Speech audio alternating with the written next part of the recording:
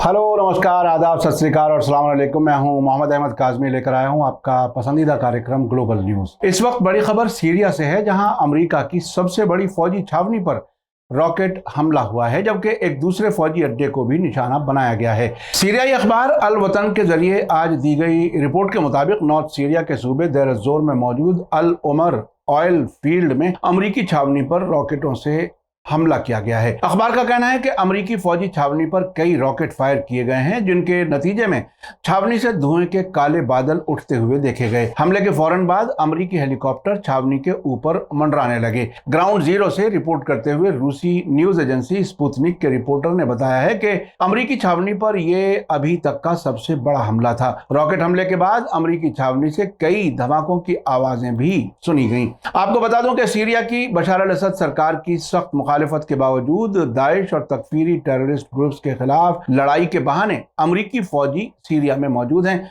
और तेल की लगातार चोरी कर रहे हैं। सीरिया का कहना है कि उसकी जमीन पर अमरीका और तुर्की की फौजें गैर कानूनी तौर से काबिज हैं, इसलिए उन्हें वापस चला जाना चाहिए। इससे 2 दिन पहले 18 सितंबर को नॉर्थ सीरिया में मौजूद शादाबी के इलाके में सबसे बड़े अमरीकी फौजी अड्डे पर कई रॉकेट फायर किए गए थे। मीडिया सोर्सेज के हवाले से बताया गया था कि अल हस्का सूबे से 55 किलोमीटर दूर सीरिया के नॉर्थ के शहर शादाबी में सबसे बड़ी अमरीकी फौजी छावनी है। इस पर कई रॉकेटों से हमले किए गए थे। इस हमले के बारे में सीरिया की सरकारी न्यूज एजेंसी साना ने लोकल सोर्सेज के हवाले से बताया था कि अमरीकी अड्डे पर कई रॉकेट फायर किए गए हैं, जिनमें से एक छावनी के अंदर जाकर गिरा था। लोकल लोगों ने बताया था कि रॉकेट गिरने के नतीजे में बहुत बड़े धमाके की आवाज सुनी गई और छावनी से धुएं के बादल उठते हुए दिखाई दे रहे थे। इससे पहले 14 सितंबर को भी देर एज़-ज़ोर में मौजूद अल उमर ऑयल फील्ड में धमाके की खबर थी। आज एक बार फिर इसी छावनी पर सबसे बड़ा हमला किया गया है। सीरिया में अमरीकी छावनियों के खिलाफ हमले हाल में इमाम हुसैन के चेहलुम के मौके पर 17 सितंबर को दमिश्क इंटरनेशनल एयरपोर्ट और उसके आसपास के इलाकों पर इजरायली रॉकेट हमलों के बाद बढ़े हैं, जिसके नतीजे में 5 सीरियाई फौजी मारे गए थे। इसी बीच आज एक और खबर के मुताबिक इजराइल के जरिए कब्जा की गई गोलान हाइट्स के इलाके से इजरायली फौजियों ने सीरियाई सीमा में घुसपैठ की है। सीरियाई सिक्योरिटी सोर्सेज का कहना है कि इजरायली फौजी उन 4 नामालूम लोगों का पीछा करते हुए सीरिया की जमीन में घुस गए, जिन्होंने कोई चीज इजरायली फौजियों की तरफ फेंकी थी। यह वाकया गोलान हाइट्स के नजदीक हेस्पियन इलाके का है। सीरियाई हुदूद में घुसने वाले इजरायली फौजियों की फायरिंग में एक शख्स के जख्मी होने की भी खबर है। पिछले कई बरसों से इजराइल लगातार सीरियाई बॉर्डर और नेशनल इंटीग्रिटी की खिलाफ वर्जी करता रहा है।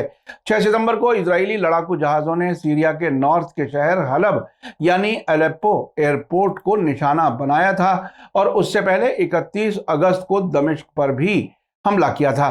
सीरियाई सरकार ने इजरायली हवाई हमलों के खिलाफ कई बार यूनाइटेड नेशन सिक्योरिटी काउंसिल में शिकायत की है, लेकिन अमेरिका और यूरोपीय मुल्कों की सपोर्ट की वजह से सिक्योरिटी काउंसिल ने अभी तक सीरिया की शिकायत पर कोई संजीदा कदम नहीं उठाया है। आपको याद दिला दूं कि 14 जून को खबर थी कि तुर्की ने सीरिया के नॉर्थ में अपनी गैर कानूनी सरगर्मियों को जारी रखने के लिए 2500 टेररिस्ट को अलेप्पो सूबे के एजाज शहर में पहुंचाया था। सीरियन सोर्स के हवाले से रूस की न्यूज एजेंसी स्पुतनिक ने बताया था कि तुर्की की सरगर्मियां इस बात का इशारा हैं कि वो सीरिया में नया हमला शुरू करना चाहता है। उस वक्त यह भी बताया गया था कि तुर्क फौजियों ने काफी फौजी साजो सामान हलब सूबे के एजाज शहर में पहुंचा दिया था। उससे पहले 23 मई को तुर्की के प्रेसिडेंट रजब तैयब अर्दगान ने कहा था कि उनका मकसद सीरिया के साथ अपने बॉर्डर के साथ साथ 30 किलोमीटर गहरा सेफ जोन बनाने की कोशिशों को फिर से शुरू करना है। उन्हीं दिनों ये भी खबर थी कि तुर्की मौजूदा कब्जे को बढ़ाकर सीरिया में अपने बॉर्डर से 45 किलोमीटर गहरा सेफ जोन बनाना चाहता है, जिसका कुल एरिया 600 स्क्वायर किलोमीटर होगा। सीरिया की बशार अल असद सरकार के ईरान से अच्छे ताल्लुकात हैं। कहा जाता है कि फिलिस्तीनी रेजिस्टेंस ग्रुप्स और लेबनान के हिजबुल्लाह को ईरान की मदद सीरिया के रास्ते से ही पहुंचती है। इसलिए इजराइल के हमदर्द और ईरान के मुखालिफ मुल्कों की कोशिश रही है कि सीरिया में बशार अल असद की सरकार को गिरा दिया जाए और ईरान और फिलिस्तीनियों के दुश्मनों की पसंद की सरकार वहां कायम हो जाए, ताकि इजराइल के दुश्मन ग्रुप्स को ईरान की मदद पहुंचना बंद की जा सके। 2011 के बाद जिस तरह से तुर्की के रास्ते दुनिया भर के मुल्कों से दाइश और दूसरे टेररिस्ट ग्रुप्स के लोग सीरिया और इराक में दाखिल हुए हैं, वो सब पूरी दुनिया ने अच्छी तरह देखा है। ये अलग बात है कि वेस्टर्न मीडिया इन वाकयात को भुलाने की कोशिशें करता रहा है। उस वक्त इन टेररिस्ट ग्रुप्स ने सीरिया और इराक में बहुत से इलाकों पर न सिर्फ कब्जा कर लिया था, बल्कि हजारों लोगों को कत्ल किया था और दर्जनों शहरों और सूबों को पूरी तरह तबाह कर दिया था। ये सब वाकयात दुनिया के सामने हैं। लेकिन बाद में दहशतगर्दों के खिलाफ जंग में सीरिया की फौज को लेबनान के हिजबुल्लाह और ईरानी फौजी सलाहकारों की मदद के साथ साथ रूस की एयरफोर्स ने मदद की और दहशतगर्दों के कंट्रोल से इलाके खाली कराए।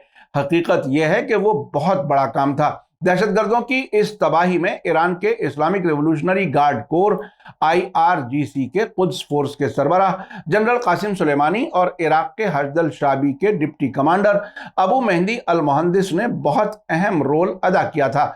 इसी वजह से अमेरिका ने इन दोनों कमांडरों को जनवरी 2020 में बगदाद एयरपोर्ट के नजदीक ड्रोन हमले में कत्ल कर दिया था। शैतानी ताकतों और वेस्टर्न मीडिया की बेशर्मी का कमाल यह है कि अमेरिका इन दोनों मुल्कों में अपनी फौजों की मौजूदगी का बहाना अब भी आतंकवादियों के खिलाफ जंग ही बताता है, जबकि ऐसे बहुत से सबूत मौजूद हैं कि अमेरिकी जहाजों ने इराक में पैराशूट के जरिए दाइश को हथियार पहुंचाए हैं। मीडिया स्टार वर्ल्ड लगातार नजर बनाए हुए है। आखिर में आपको याद दिला दूं कि अगर आपने अभी तक media star world YouTube channel subscribe नहीं किया है तो सब्सक्राइब कर लें, और अगर आप हमें फेसबुक पर देख रहे हैं तो हमारे पेज को लाइक करें ताकि हर नई वीडियो की खबर आपको सही वक्त पर मिल सके। इसी के साथ मुझे दीजिए इजाजत। ग्लोबल न्यूज का ये एपिसोड आपको कैसा लगा कमेंट्स में जरूर लिखें। थैंक यू, धन्यवाद, शुक्रिया। जय भारत, जय हिंद। मीडिया स्टार वर्ल्ड के और वीडियो देखने के लिए हमारे चैनल को सब्सक्राइब करें और सीधे नोटिफिकेशन पाने के लिए बेल आइकन दबाएं। और अगर हमारी खबर सच्ची और अच्छी लगे तो अपने व्हाट्सएप, इंस्टाग्राम, फेसबुक और ट्विटर अकाउंट पर जरूर शेयर करें।